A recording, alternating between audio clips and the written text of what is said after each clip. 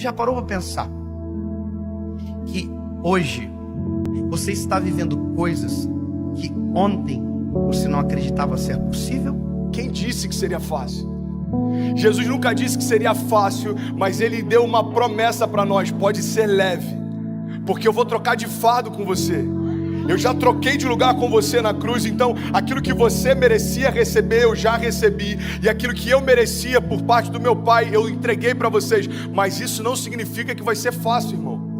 Se a gente perder tudo, mas não perder a fé, a gente não perdeu nada. Porque a fé é a chave que move o sobrenatural. A fé é aquilo que faz com que alguém que não tem nada aos olhos dos homens viva como alguém que já recebeu tudo aos olhos de Deus. Eu não me movo mais por aquilo que eu vejo, mas eu me movo por aquilo que eu creio. Se você se agarrar à fé que Deus depositou em você, nada vai ser impossível para você. Quem sabe não seja a hora de você crer no Deus que te respondeu hoje, quando ontem era impossível, e acreditar que amanhã Ele será presente na sua história e vai responder a sua oração. Uma palavra libera um destino. Uma palavra ressuscita mortos. As nossas decisões, elas têm impactos a curto, médio e longo prazo. Porque existem reflexos do que fazemos, repito, no curto, no médio e no longo prazo. Coisas simples, sabe? Coisas que às vezes parecem ser até simples demais, mas que são importantes e que definem a nossa trajetória.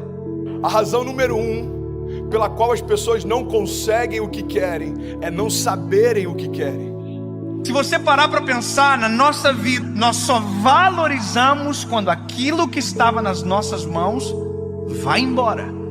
E nas nossas mãos não tinha valor, mas quando vai embora a gente percebe o valor que tinha, mas que nunca falamos quando nas nossas mãos estavam. Nós não olhamos com um olhar sensível para aquilo que temos, para o que somos. Nós precisamos de dor, nós precisamos de perda para verbalizar coisas que os nossos sentimentos ocultam, às vezes até mesmo de nós. Por que você murmurava ao invés de você declarar aquilo que você desejava ver? A fé não é a gente constatar o que está acontecendo, é a gente declarar o que vai acontecer. Então, ao invés da gente ficar murmurando, entenda isso em nome de Jesus, começa a declarar por fé as realidades ao teu redor e elas vão ser transformadas. Aquilo que poderia ser um ponto de tensão na minha casa se tornou um pilar de sustentação na minha casa. Por quê? Porque não tem a ver com aquilo que me cerca, mas como eu enxergo aquilo que me cerca. E é por isso que eu quero te convidar em nome de Jesus a entender, cara, a razão pela qual a gente não vive muitas coisas é que a gente não sabe para onde a gente quer ir. Às vezes você já está num lugar onde um dia você sonhou que esse lugar traria para você plenitude. Aí agora você já está ansioso com um novo futuro. Aí quando o futuro chega, você já está ansioso com um novo futuro. Sabe uma das coisas que eu mais tenho visto na minha geração? Quando aquilo que um dia era futuro se torna presente, ele está encontrando a gente ausente. Porque a gente já está sonhando com um novo futuro desejado. É dolorido falar isso, mas já parou para pensar que tem gente que só vai entender a preciosidade da vida quando a de alguém de muito perto for ceifada? Eu não sei se você já teve a experiência de ir a um velório, mas vá a um velório, é pedagógico. Você sai do velório muito mais amoroso, você sai do velório muito mais sensível, muito mais grato. Você agradece o ar que respira quando descobre que a pessoa que está no caixão faltou o ar para viver. Você valoriza o coração que bate no peito. Você valoriza a esposa que você tem. E às vezes só se valoriza quando perde. Você verbaliza, às vezes, palavras fora de hora.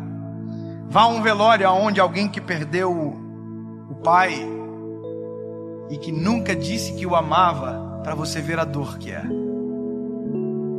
Ele abraça o caixão, ele grita: eu te amo! Mas essa palavra não surte mais nenhum efeito, porque quem precisava ouvir não ouve mais. Porque tem coisas que só valem enquanto há tempo, fora de tempo não vale mais. O seu posicionamento define os seus limites. Sabe, isso está ligado à tua fé, isso está ligado à tua família, isso está ligado ao teu chamado. O teu posicionamento define os seus limites. Tem milagres que você está esperando que aconteçam, mas você não deu os primeiros passos de fé para que eles se realizem. Tem romper que você está esperando que se manifeste, mas você ainda não deu os primeiros passos de fé para que ele aconteça. Tem momentos, irmão, que a gente está clamando para que Deus mande a chuva, mas a gente nem preparou a terra ainda. E Deus está falando: ei, se eu mandar a chuva do jeito que os campos estão, eu vou destruir a tua plantação, eu não vou te abençoar com isso.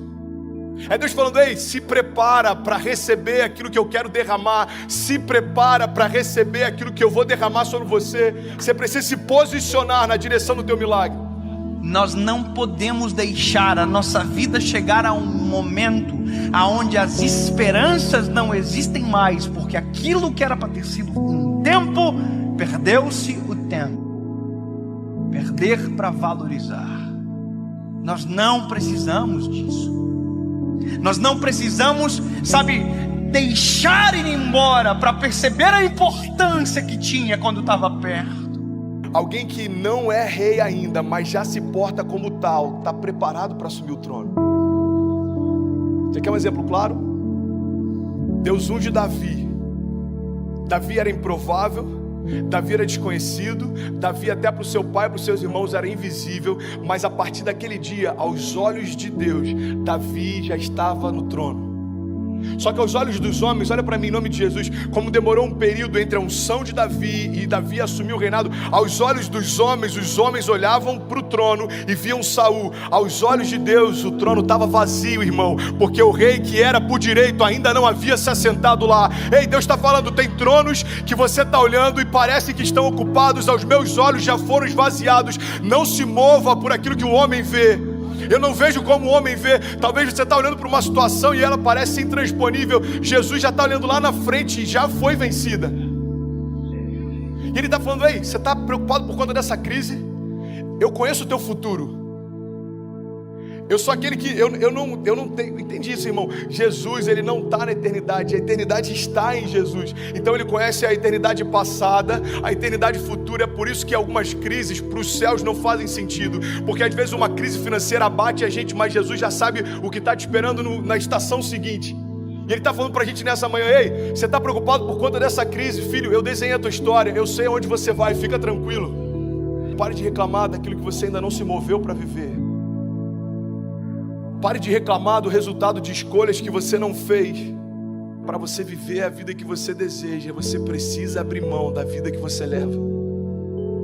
2 Crônicas 7,14 diz: se o meu povo, que se chama pelo meu nome, se humilhar e orar e buscar a minha face e se afastar dos seus maus caminhos, dos céus eu ouvirei, perdoarei os seus pecados e eu sararei a sua terra. Existe uma condicional. Deus está dizendo: olha, se o meu povo, que se chama pelo meu nome, se humilhar e clamar e se arrepender, o que ele está dizendo é o seguinte: se você der os passos de fé, os céus vão reagir àquilo que você está se movendo. Evangelho não tem a ver com conforto, Evangelho tem a ver com propósito. E é por isso que muitas vezes a conta não fecha. Irmão, quem disse que seria fácil? Eu quero te encorajar a você se posicionar na direção do seu destino, na direção do destino que Deus prometeu para você. Nada menos do que isso vai ser aceitável. Salmo 126, versículo 5 diz: aqueles que semeiam com lágrimas, com cantos de alegria colherão. Aquele que sai chorando enquanto semeia, voltará com cantos de alegria, trazendo seus feixes. Mas eu não posso fazer por você aquilo que só você pode fazer.